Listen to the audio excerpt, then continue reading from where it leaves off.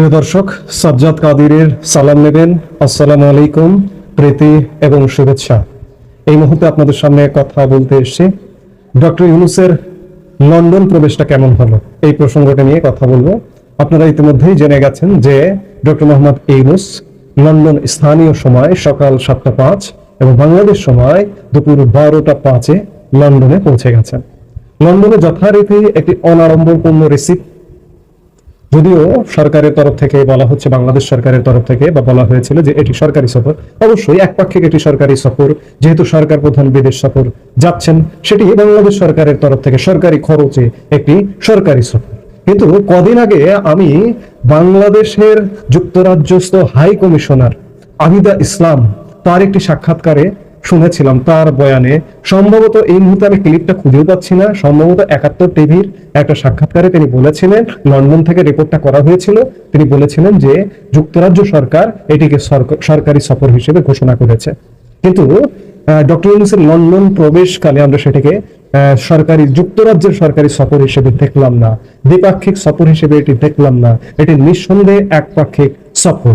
এই যে সফরটি এবং লন্ডনে প্রবেশটির কয়েকটা ছবি প্রকাশ করেছে প্রধান উপদেষ্টা ডক্টর মোহাম্মদ ইউনূসেরই দপ্তর।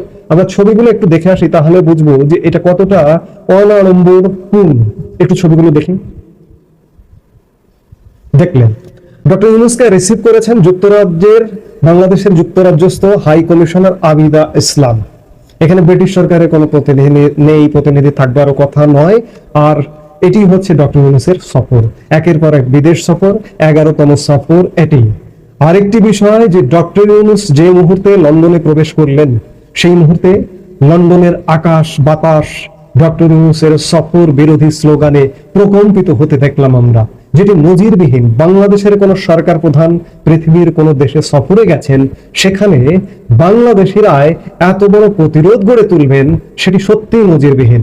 আমরা সেই সিনারিওগুলো একটু দেখে আসি।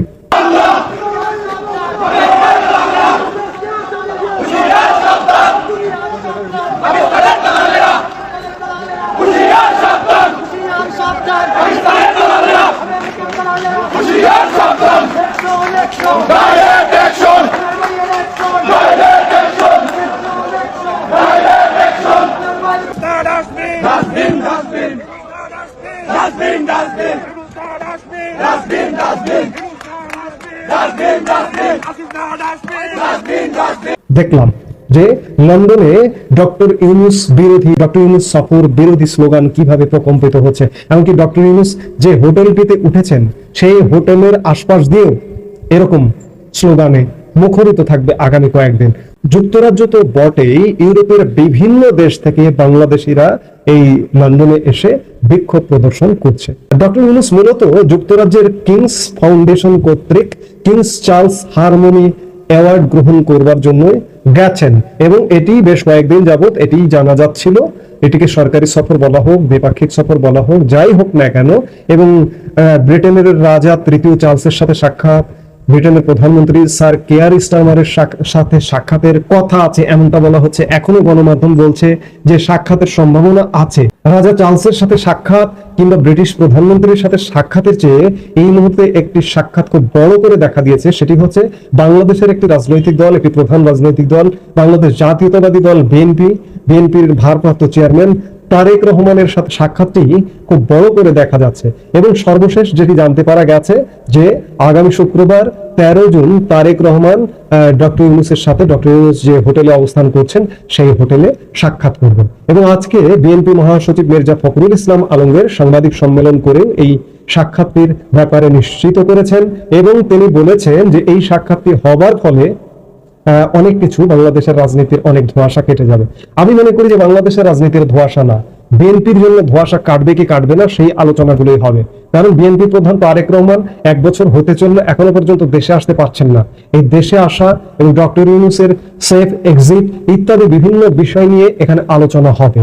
আমি লন্ডন প্রবেশের কথা দিয়ে আলাপটি শুরু করেছি, আরো কিছু কথা না বললেই নয় যে ডক্টর ইউনূস যে কিংস চার্লস হারমোনি অ্যাওয়ার্ড গ্রহণ করতে গেছেন, এই অ্যাওয়ার্ড গ্রহণটি নিয়েও বাংলাদেশের সোশ্যাল মিডিয়া সরব, এবং সরব হতে হতে এই অ্যাওয়ার্ডটি, কিংস চার্লস হারমোনি অ্যাওয়ার্ডটি বাংলাদেশের কাছে মনে হচ্ছে যে বিতর্কিত হয়ে উঠছে। আপনারা জানেন যে ইতিমধ্যে সোশ্যাল মিডিয়ার কল্যাণে, গণমাধ্যমের কল্যাণে আমরা জানতে পেরেছি যে King's Foundation, the King's Foundation, যে ফাউন্ডেশনটি কিংস চার্লস অ্যাওয়ার্ড প্রদান করে, সেই ফাউন্ডেশনের ওয়েবসাইটে এখন পর্যন্ত ডক্টর ইউনূসের পুরস্কার প্রাপ্ত তালিকায় নাম নেই। গত মে মাসে পুরস্কার প্রাপ্তদের 25 জনের একটা তালিকা প্রকাশ করেছে কিংস ফাউন্ডেশন, এবং কিংস ফাউন্ডেশনের ওয়েবসাইটটি গত 21 মের পর আর আপডেট করা হয়নি, যার কারণে এখানে নাম নেই। আরেকটি প্রশ্ন দেখা দিয়েছে যে ডক্টর ইউনূস হঠাৎ করে এই পুরস্কারের জন্য মনোনীত হলেন কিভাবে, কোথা থেকে? একটি সংবাদ মাধ্যম বলছে যে ডক্টর ইউনূস গত এপ্রিলে কাতার সফরে গিয়েছিলেন, কাতারে আর্টনা সম্মেলনে অংশগ্রহণ করেছিলেন। সেখানে দ্য কিংস ফাউন্ডেশনের সিওর সঙ্গে দেখা হয়েছে এবং সিওর সাথে একটি বৈঠক হয়েছে।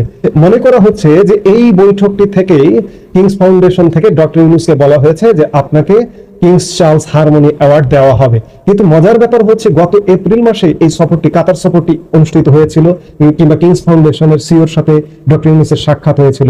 এপ্রিল মাসের পরে মে মাসে এই অ্যাওয়ার্ডের নাম ঘোষণা করা হয় এবং ওয়েবসাইটের নামের তালিকা প্রদান করা হয়। মে মাস পেরিয়ে গেছে, জুন মাস, যে মুহূর্তে পুরস্কার গ্রহণ করবার সময় হয়ে গেছে তখন পর্যন্ত এই অ্যাওয়ার্ডি তালিকায় ওয়েবসাইটে ডক্টর ইউনূসের নাম ওঠেনি। কেন? আবার এই পুরস্কারটি আসলে কেমন? পুরস্কারটি খুব প্রেস্টিজিয়াস, খুব মর্যাদার পুরস্কার। পুরস্কারের নেচার দেখে তেমনটি তো মনে হচ্ছে না। কারণটা হচ্ছে যে ডক্টর মোহাম্মদ ইউনূসের সাথে কিংবা যে কোনো ব্যক্তির সাথে পুরস্কার দাতা সংস্থার প্রধানের সাক্ষাৎ হতে পারে। সাক্ষাৎ হবার অর্থ এই নয় যে কারোর সাথে দেখা হলো, সাথে সাথে সিদ্ধান্ত নিয়ে নিলাম ওই টেবিলে যে আপনাকে আমি পুরস্কারটি দেব। অবস্থাটা কিন্তু তেমন। Kings Charles harmony award doctor Mohammad ইউনূসকে দেওয়ার সিদ্ধান্ত হয়েছে একটা টেবিলে, অর্থাৎ পুরস্কারটা যে গুরুত্বহীন এটি সবচেয়ে বড়ভাবে সামনে আসছে। আমি আলাপটি শুরু করেছিলাম যে ডক্টর মোহাম্মদ ইউনূসের লন্ডন প্রবেশটি কেমন হলো। লন্ডন প্রবেশটি মোটেই সম্মানের নয়, মোটেই মর্যাদার নয়, এবং আগামী কয়েকদিন আরো অমর্যাদা করে নানা কিছু ঘটতে পারে সেই সম্ভাবনাও দেখা যাচ্ছে। এবং এই যে পুরস্কারটি, নানা নাটকীয়তা নিয়ে যে পুরস্কারটি গ্রহণ করতে যাচ্ছেন, এই পুরস্কারটি আসলে অমর্যাদা পুরস্কার।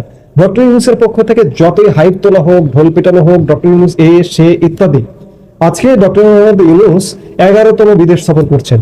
এই যে 11টা সফর, একটি সফরও কিন্তু দ্বিপাক্ষিক সফর নয়, সব একপাক্ষিক সরকারি সফর। সরকারি সফর কার সরকারি সফর? বাংলাদেশ সরকারের। কিন্তু government to government, G to G, এখন পর্যন্ত একটি সফরও অনুষ্ঠিত হয়নি।